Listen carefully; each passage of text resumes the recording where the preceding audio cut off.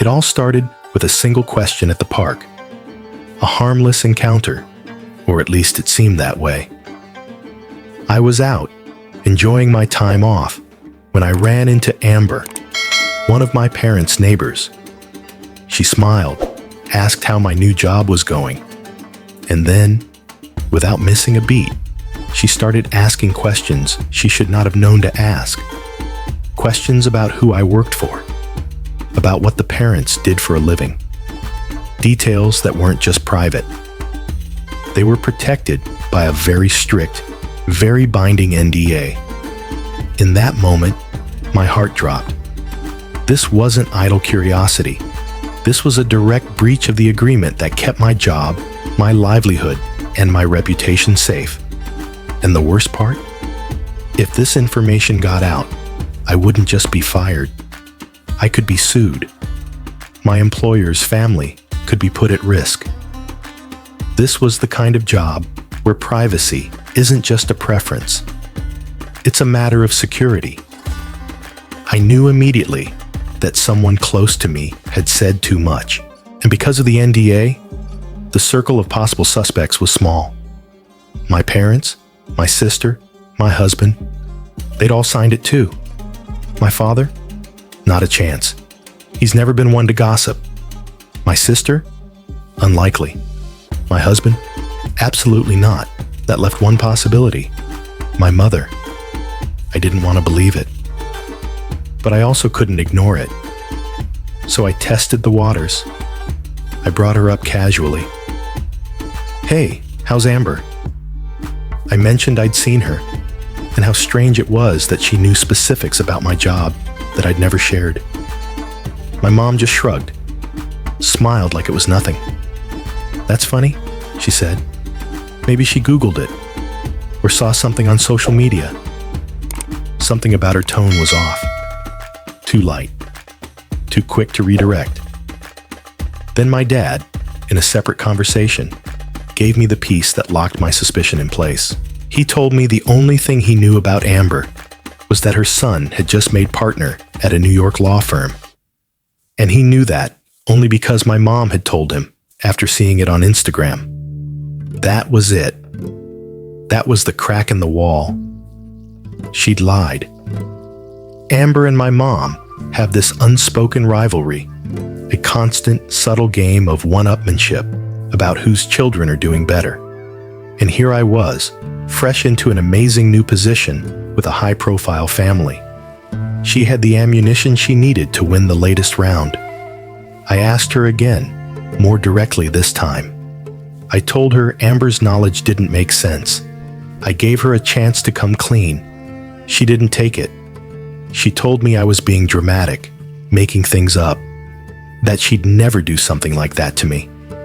But my gut didn't let it go. There was one more thing I knew.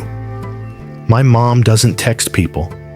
She uses Instagram DMs for almost everything, and I knew her password. I shouldn't have done it. I know that. But the stakes were too high. If she had told Amber, I needed to be certain. So I logged in. And there it was. An incredibly long message to Amber.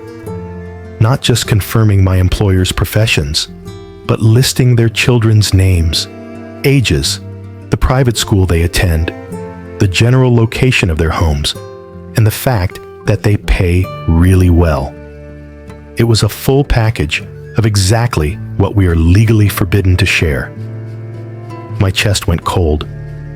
It wasn't speculation anymore. It was proof. I called her immediately. I told her I'd seen the message, that I knew she'd done it, and that it was a violation of the NDA she'd signed. That's when she exploded. She didn't apologize. She didn't admit fault. She started screaming. How could I invade her privacy like that? How could I hack into her Instagram? Mothers, she said, should be able to brag about their children. She hung up before I could even respond. That was the last time we spoke. It's been a week now. Before this, we talked every single day. Now, silence. And in that silence, I've been replaying it over and over. Did I cross a line? Yes. I went into her account without asking. But she lied to me twice.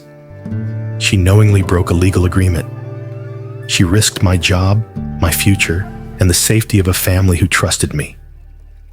My husband has been unwavering. He reminds me that she's the one who violated trust here, that I gave her ample opportunity to tell the truth, that if Amber had ill intentions, or even just a taste for gossip, she could sell that information or pass it along to someone who would, and then everything could come crashing down. The NDA isn't some ceremonial piece of paper. It's there because, in my line of work, information can be dangerous. Not just for me, but for the children I'm responsible for. Their safety depends on people keeping their mouths shut. And my mom couldn't do that. I keep thinking about why she did it. It wasn't malice. It wasn't to hurt me. It was pride, that petty competitive streak she has with Amber. That need to come out on top, even in meaningless conversations. She traded my security for bragging rights. Now I have screenshots. I have proof. I've contacted a lawyer. I've already sent my employers a general heads up that there was an NDA issue, and I have a meeting scheduled with them. I know there will be consequences for me, but I'd rather face those than pretend this didn't happen and risk them finding out from someone else. And my mom? She's turned herself into the victim. She's telling me, through her silence, through her anger, that I'm the one who can't be trusted. That the real crime here was me looking at her messages. But that's not the real betrayal, is it? The real betrayal happened the moment she hit send on that message to Amber. The moment she decided that besting a neighbor was more important than protecting her own daughter. I'm angry, I'm hurt, and I'm done sharing anything with her that I wouldn't want the whole world to know. I don't know if our relationship can come back from this. I know I'll never trust her the same way again. So, am I the asshole? And here's where I step back, as your host, to reflect. This isn't just a story about a contract violation. It's about trust.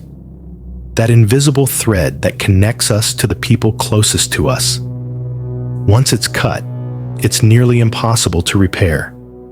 It's also about how easily pride can turn into recklessness.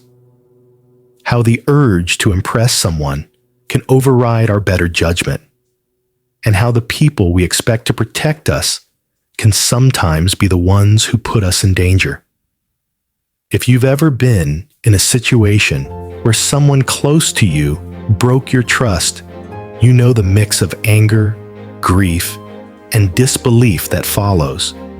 You start to question not just the relationship, but your own instincts, and you have to decide, will you protect yourself, even if it means cutting someone you love out of your life?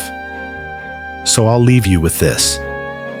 Have you ever had to choose between keeping the peace with someone you love and protecting yourself from the damage they might cause?